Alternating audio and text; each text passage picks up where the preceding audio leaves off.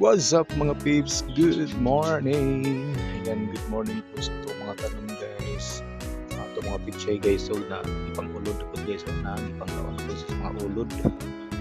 Ayan mga guys, na wala manubog kayo mga pichay, pero sila problema sila sa puno ito yung pang-punuhan naman eh.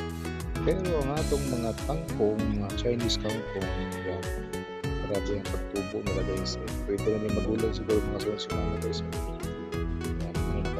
Sa Chinese kangkong kay siya dili kay siya buuan ng tubig sa kay plasta lang yun sa diha away problema yan ang ato ang umay kana ato umay